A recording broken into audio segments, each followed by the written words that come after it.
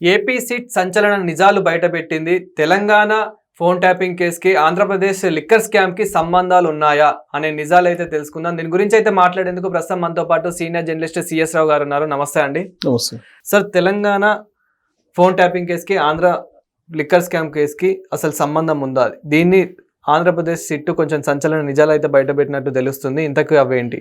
Andhra Pradesh sit తాజాగా ఒక channel ఓనర్ని పిలిచి విచారించింది.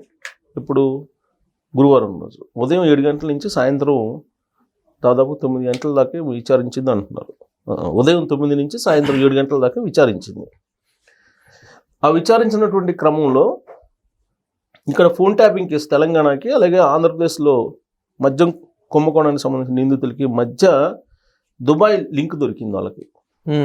ఏంటి ఆ లింక్ అంటే, ఈ ఛానల్ ఓనరు దుబాయ్లో ఒక హోటల్ రూమ్లో ఉంటున్నారు.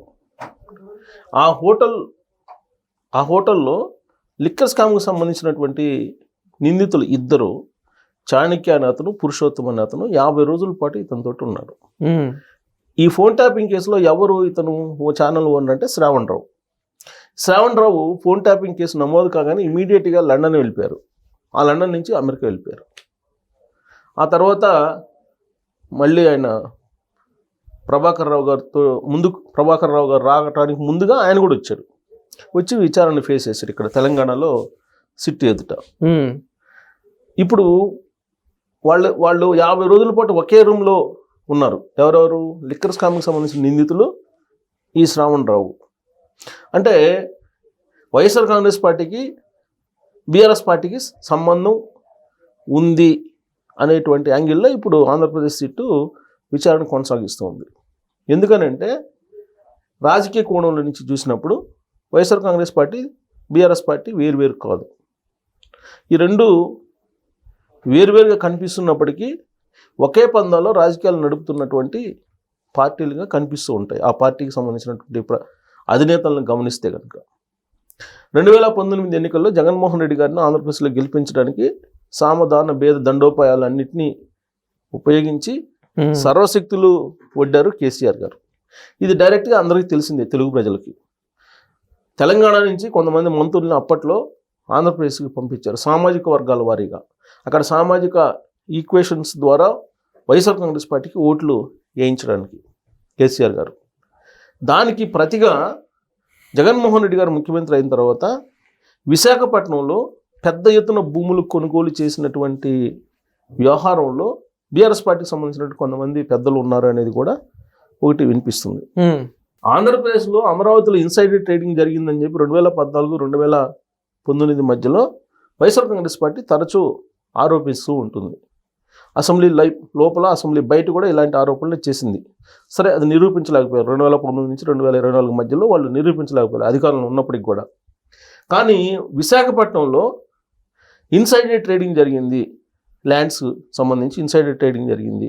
ఆ ఇన్సైడర్ ట్రేడింగ్లో బీఆర్ఎస్ పార్టీకి సంబంధించినటువంటి కొంతమంది పెద్దలు కూడా పార్టిసిపేట్ చేశారు.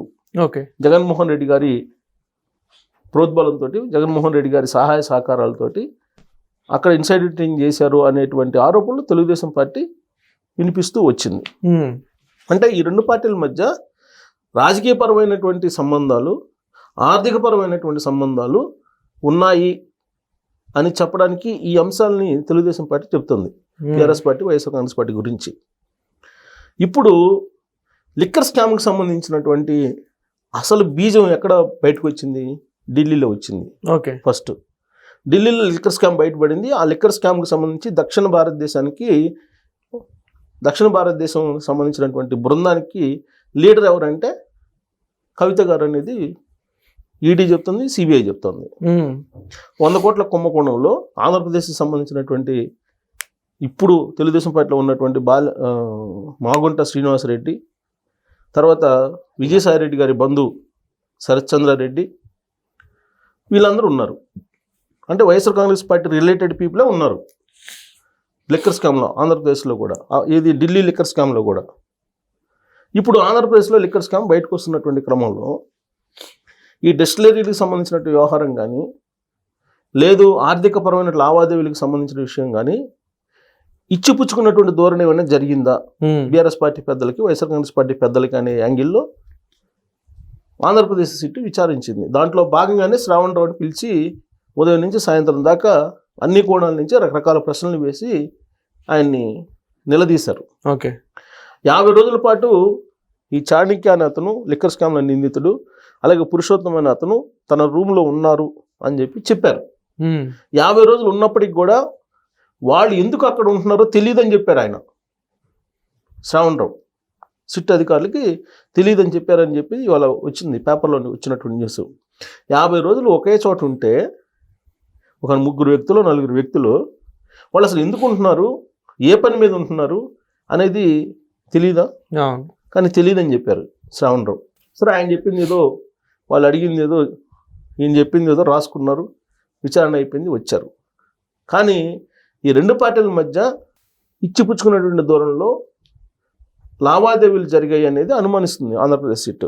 ఎలా, ఏ రూపంలో జరిగాయి అని అంటే, హైదరాబాద్లో పద్మావతి జ్యువెలర్స్ అని ఉంది. ఆ జ్యువెలర్స్లో గోల్డ్ కొన్నారు అక్కడ లిక్కర్ సొమ్ముతోటి. ఆంధ్రప్రదేశ్ సిట్ ఫైనల్ చేసింది అది. దాదాపు ఇలా 2-3 జ్యువెలరీ షాప్లో కొన్నారు. ఈ జ్యువెలరీ షాప్స్ ఎవరి ఆధీనంలో ఉన్నాయి అనే కోణంలో ఇప్పుడు ఆంధ్రప్రదేశ్ సిట్ విచారణ కొనసాగిస్తుంది. జ్యువెలరీ షాప్స్ని ఐడెంటిఫై చేశారు. వాళ్ళు ఎంత అమౌంట్కి ఇన్వాయిస్లు ఇచ్చారు, ఎన్ని కేజీల బంగారం కొన్నారు, ఇవన్నీ ఐడెంటిఫై చేశారు.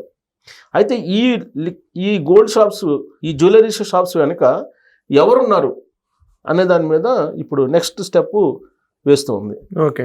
ఇక కసిరెడ్డి రాజశేఖర్ రెడ్డి లిక్కర్ స్కామ్లో A1 అతను ఇక్కడ భూములు కొన్నారు. దాదాపు 100 ఎకరాలు కొన్నారు హైదరాబాద్లో. 100 ఎకరాలు కొన్నటువంటి ఆయన చాలా ఈజీగా రియల్ ఎస్టేట్ వ్యాపారం చేసుకున్నారు.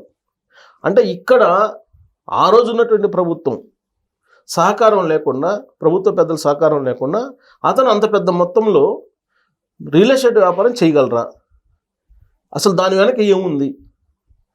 ఆ రోజు ఉన్నటువంటి ప్రభుత్వ పెద్దల ప్రమేయం ఉందా లేదా అనేటువంటి యాంగిల్లో ఈ శ్రావణ్ రావుని ప్రశ్నించినట్టు తెలుస్తుంది. అంటే క్లూస్ అయితే దొరుకుతున్నాయి.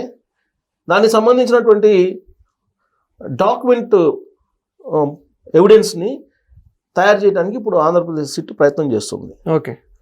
అంటే ఇవన్నీ ఇప్పుడు ప్రస్తావించినటువంటి అంశాలన్నింటినీ మనం ఒకసారి అబ్జర్వ్ చేస్తే, అక్కడ ఆ రోజు ఉన్నటువంటి ప్రభుత్వ పెద్దలకి, తెలంగాణలో ఉన్నటువంటి ప్రభుత్వ పెద్దలకి సంబంధం లేదు అని చెప్పి చెప్పలేనటువంటి పరిస్థితి నెలకొంది ఇప్పుడు. ఓకే. ఈ శ్రావణ్ రావుని పిలిచి విచారించిన తర్వాత ఖచ్చితంగా ఇచ్చిపుచ్చుకున్నటువంటి దూరంలో ఈ రెండు ప్రభుత్వాల పెద్దల మధ్య ఏదో జరిగింది. రియల్ ఎస్టేట్లో కానీ, బులియన్ మార్కెట్లో కానీ, లేదా ఇతర వ్యాపార లావాదేవీలు నిర్వహించడంలో కానీ, లేదా హవాలా చేయటంలో కానీ ఏదో జరిగింది అనే యాంగిల్లో ఇప్పుడు ఆంధ్రప్రదేశ్ సిట్ విచారణ కొనసాగిస్తోంది. ఇప్పటికైతే శ్రావణ్ రావుని పిలిచి విచారించినటువంటి క్రమంలో వాళ్ళిద్దరూ దుబాయ్లో కలిసి ఉన్నారు ఈయనతోటి 50 రోజుల పాటు అనేది నిర్ధారణ అయింది. ఆ 50 రోజుల్లో వీళ్ళు ఏం చేశారనేది ఫర్దర్గా వాళ్ళు తెలుసుకోవడానికి ప్రయత్నం చేస్తున్నారు. సో కాబట్టి రాబోయే రోజుల్లో ఆ రోజు ఉన్నటువంటి బీఆర్ఎస్ పెద్దల యొక్క ప్రమేయం ఏంటి, అక్కడ ఆంధ్రప్రదేశ్లో లిక్కర్ స్కాములు అనేది కూడా బయటపడే అవకాశం లేకపోలేదు. Thank you sir. Thank you.